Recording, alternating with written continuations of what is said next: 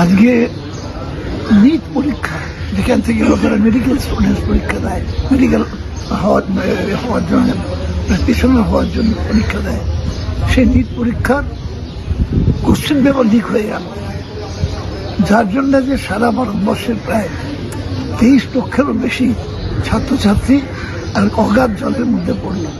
তারা একটা বিরাট প্রস্তুতি নেয়। বহু লোক আছে মধ্যবিত্ত নিম্নবিত্ত করে ছেলে মেয়ে, তারা বহু পরীক্ষা মানে প্রস্তুতি নিয়ে পরীক্ষা দিচ্ছিল। সেই পরীক্ষা অবশ্যই তারা জানতে পারলো যে কোশ্চেন পেপার লিক হয়ে গেছে।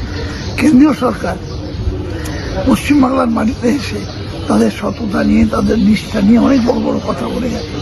এখানে ছাত্রদের ব্যাপার নিয়ে অনেক কথা বলে গেছেন, শিক্ষা ব্যবস্থা নিয়ে অনেক কথা বলে গেছেন। আজকে আমি মনে করি যে তাদের জনগণের কাছে ক্ষমা চাওয়া উচিত, যে তাদের রেজিমেতে এত বড় একটা মানে মানে অন্যায় হলো, যেখানে এতগুলো পরীক্ষার্থী এখন একটা অগাধ জলের মধ্যে পড়লো, যে আগামী দিনে ভবিষ্যৎ